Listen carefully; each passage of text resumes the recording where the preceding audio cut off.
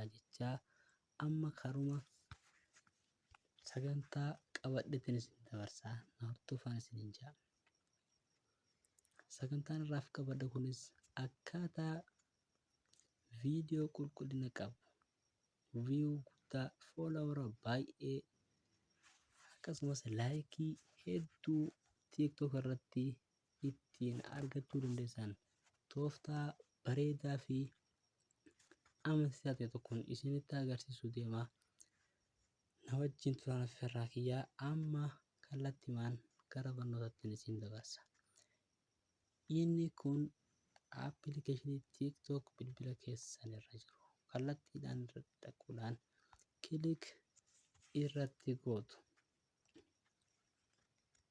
Booda akkuma isiniif baneen maaltu bilbila kilik irratti gochuudhaan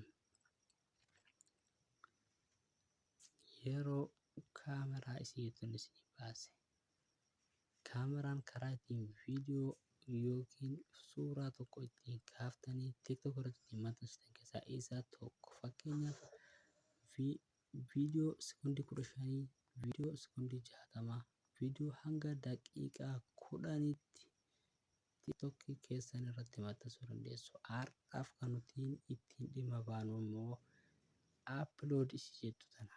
Viidiyoo bilbila keenya irratti waraabamee jiru karaa ittiin maxxansinu keessaa upload jedhu kana irratti kilik gochuudhaan viidiyoo bilbila keenya irratti qopheeffannee jiru yeroo maxxansinu kallattiidhaan viidiyoo sana irra deemuudhaan kilik irratti goona.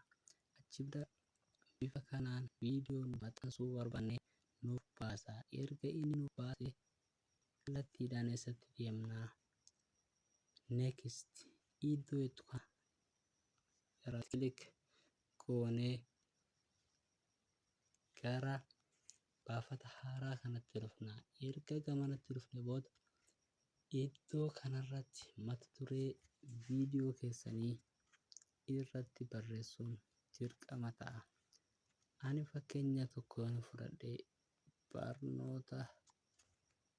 barnoota TikTok barreessitiin jira. Achi booda wanni murteessaan isin dirqama beekuu qabdan tokko iddoo kanarratti haashtaagii fayyadamuun baay'ee barbaachisaadha.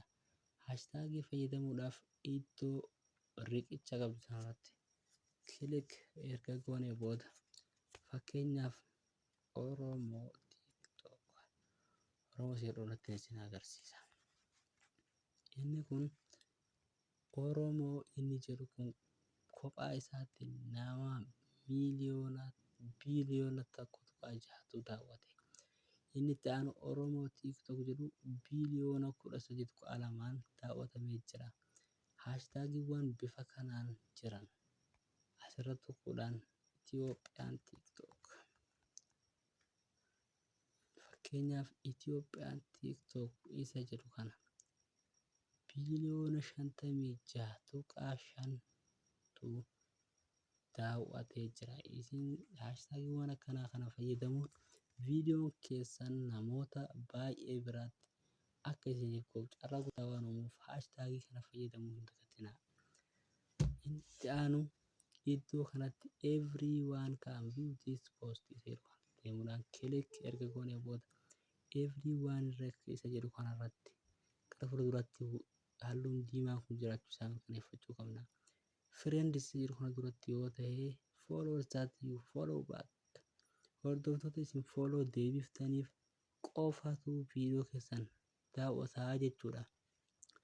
Isa xumuraa only you jedhu kanarratti yoo goone immoo isinuma mataa keessan qofatu viidiyoo keessa taa'uu danda'a waan ta'eef dirqama everyone isa jedhu kanarra kaa'uun dirqama keessanii. Inni itti aanu more options isa jedhu kana tap to manage comment and preference jedhu kanarra deemuudhaan gara fuula duraatti qastii kanarratti kilik erga goonee booda bataniiwwan asiin jiran kanneen on gochuu qabna. Yoo akkana bifa kanaan cufaa jiraate isaan kana hunda irra deemnee bannee bifa kanaan yoo hin jiraanne ta'e viidiyoo isin maxxansitan koomentii irratti barreessuu diiwuti gochuu stichii fi create from your video stiikarii keessanirraa viidiyoo keessanirraa stiikarii uumuu waan hin danda'amneef isaan kanneen biroo dirqama ta'a. Inni itti aanu fi inni murteessaan qulqulluu viidiyoo qulqullina guddaa qabu fe'uudhaaf yookiin TikTok irratti maxxansuudhaaf isa kanaan bantan taanaan viyuu guddaa argachuu hin dandeessan. Kanaaf yoo akkanatti cufaa jiraate daftanii osoo yeroon kennineef banuutu isinirra jiraata. Inni biraa save to device jedhu kana yoo isa bantan bifa kanaan bantan ta'e viidiyoon isin maxxansitan bilbila keessan irratti bu'ee stoorejii waan isin jalaa guutuuf yoo cuftan filatamaadha. Achi booda akkanatti of duuba deebi'uudhaan meeshiin isa jedhu kana bira dhufnee hiriyoota keessan kan TikTok irratti hordofan irratti meeshiin gaafa gootan maqaan isaanii bifa kanaan isiniif dhufa. Gaafa meeshiin gootan viidiyoon isin maxxansitan yeroo isin maxxansitan keessatti namoota isin meeshiin gootan bira daqiiqaa tokkollee osoo hin fudhatin waan bira ga'uuf meeshiinis fayyadamuu hin dagatinaa. Inni itti aanu inni xumuraa akkuma waraqaa adda irratti kavariin barbaachisu viidiyoo kanarrattis akkuma yuutuub irratti tambineeliin barbaachisu TikTok irratti kavariin barbaachisa.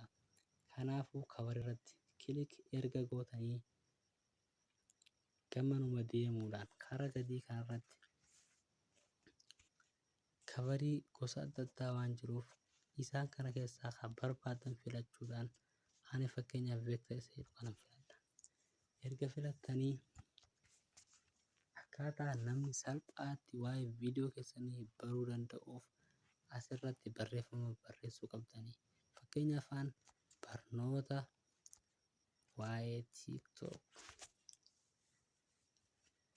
irratti viyuu guddaa argamsiisu erga jedhanii dhuftanii iddoo itti gaafa gootan bifa kanaan barnoota waa'ee TikTok irratti viyuu argamsiisu jedhee viidiyoo keessan gubbaatti mul'ata. Tarii viidiyoo gubbaatti gaafa inni mul'atu namoonni viidiyoo keessan darbuudhaaf yeroo jiran barnoota waa'ee TikTok irratti viyuu guddaa argamsiisu isa jedhu kana gaafa argan mata duree viidiyoo keessan gaafa argan osoo biraan dabarre daawwachuudhaan akka laayikii fi sheer isiniif godhan waan taasisuuf inni kunis baay'ee isa murteessaadha waan ta'eef asumaan gamarratti dhuftanii seef jechuudhaan xumuraatti dhuftanii erga seef gootanii yeroo kana poostii godhuu barbaaddan asumaan maxxansuu dandeessu. Erga maxxansitanii booda viyuun keessan foolowarri keessan guyyaa guyyaan akka dabalaa deemu waa takka illee hin shakkinaa. Yoo viidiyoon kun isinitti tole laayik sabskiraayib gochuudhaan cinaa dhaabbadhaa. Affeerraa kiyyaa nagaatti.